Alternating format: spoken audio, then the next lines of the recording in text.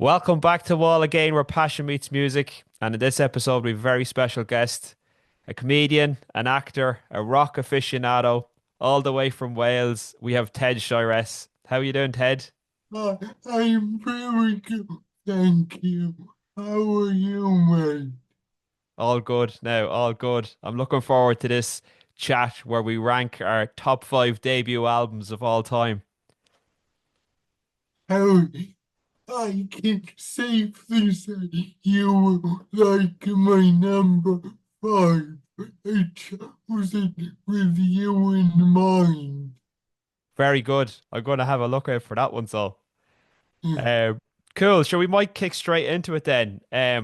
So coming in at number five for me, and I nearly didn't put this on the list. It's Jimi Hendrix. Are you experienced?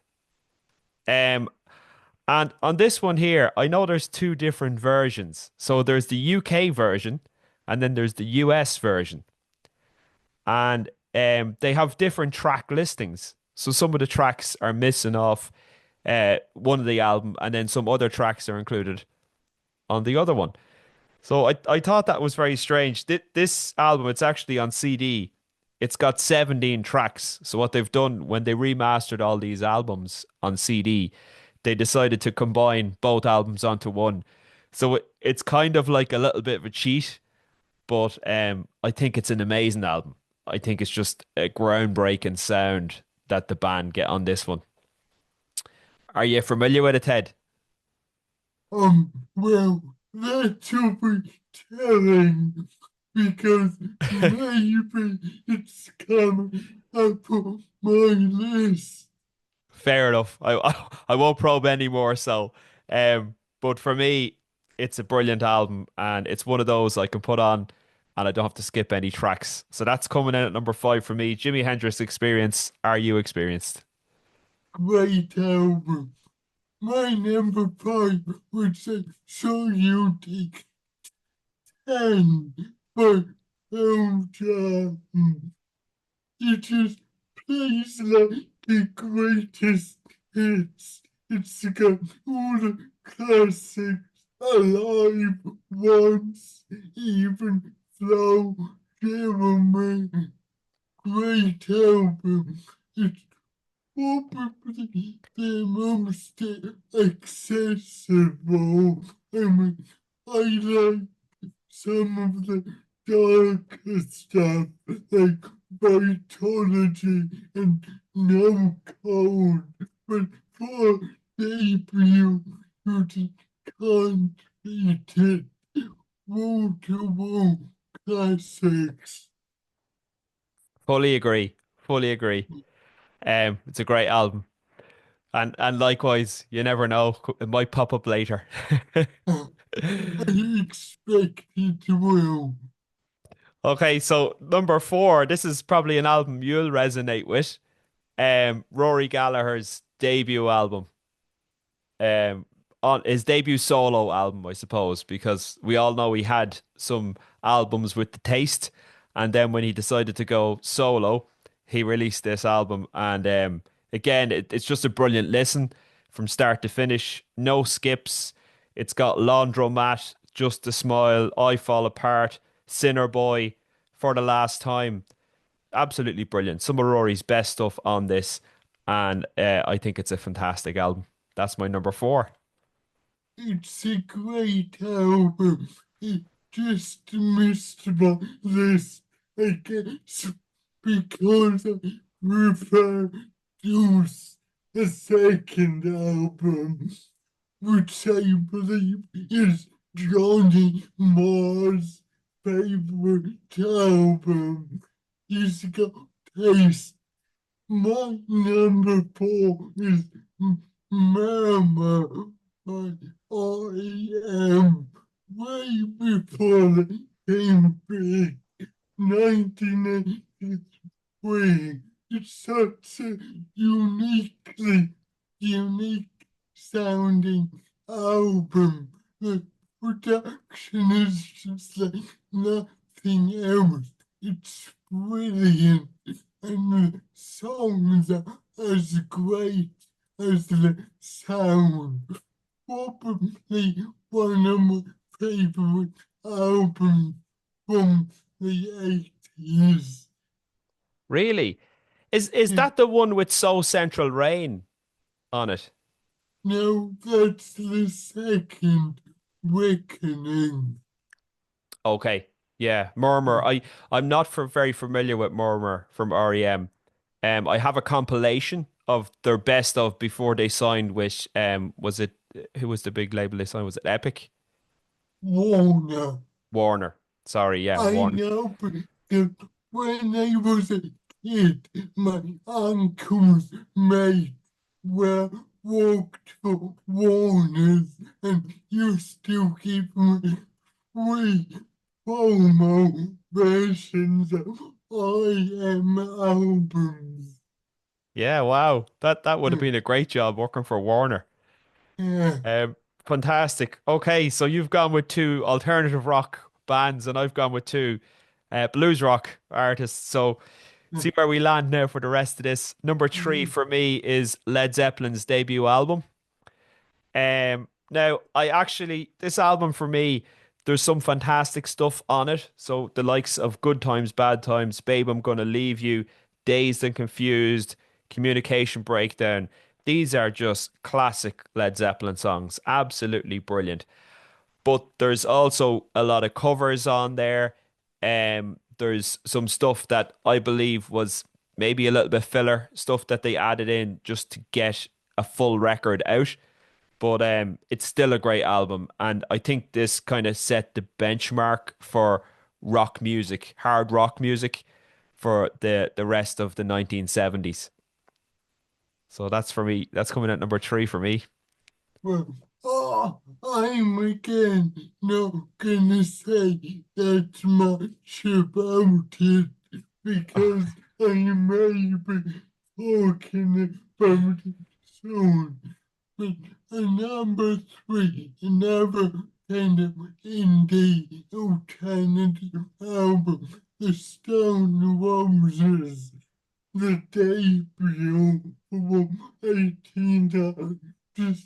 It sounds like the end of the 80s, which is a beautiful thing. Awful decade. I wanna be a dog, waterfall. She bangs the drum. Not a bad song on there. What an album. Love it. Brilliant, yeah. Oh yeah, that's all the big Stone Roses hits there, pretty Yeah. much on all on that one album. So It's a yeah, one album. Incredible. great stuff. Stone Roses, excellent.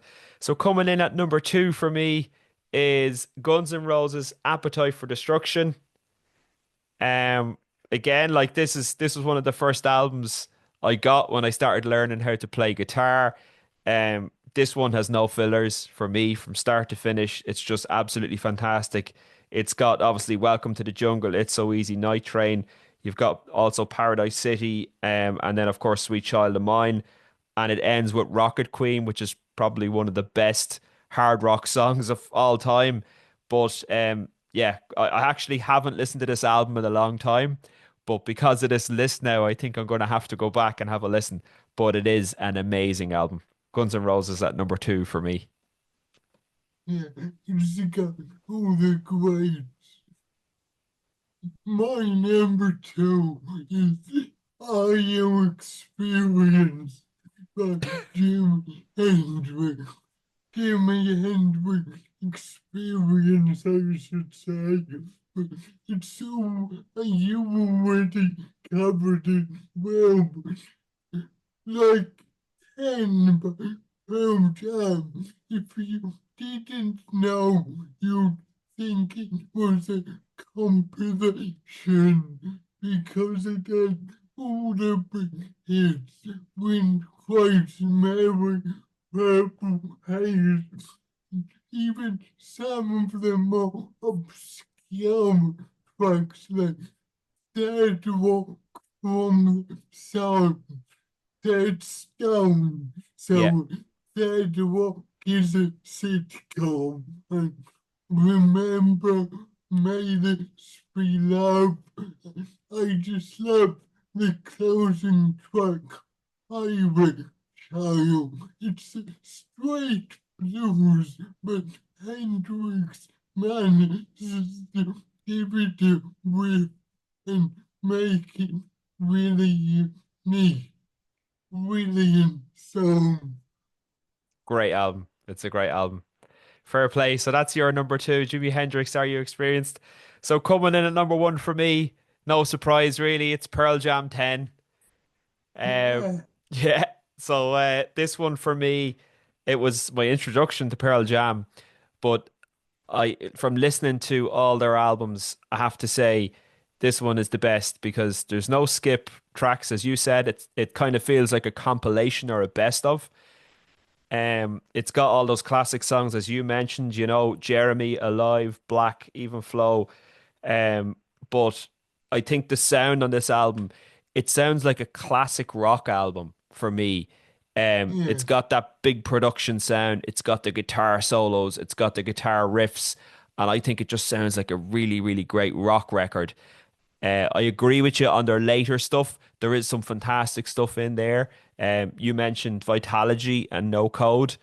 Great albums. I think Versus is a fantastic album as well. Yeah, But and Yield actually, I really love Yield. you just great. I love you. Yeah, but for me, it's Pearl Jam 10 coming in at number one. My number one is Led Zeppelin. The day I like the way we had similar choices but in different order. Um, I love my blues, and this is like the perfect blues rock album. I knew the production by 69. Things were getting a bit heavier, but there was nothing as heavy and in your face as this album. It sounds incredible.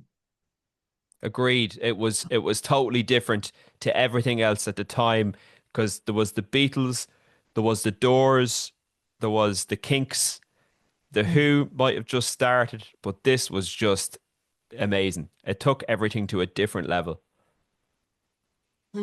Even like today, it sounds fresh and new, just incredible. Great. So we have very similar tastes in music, Ted, because We do indeed. we didn't talk to each other before this. We just went No, away, we didn't. did our lists, and I could have bet money that you would have had Rory Gallagher in there. So there you go. You surprised me. I was wrong. You had two alternative rock bands in there, and I wasn't banking on that. As I said, the only reason why I didn't have the Rory Gallagher today was I think Juice is just a little bit better. I think Right, me and you speak the same language anyway, Ted, we when do it comes to indeed. music.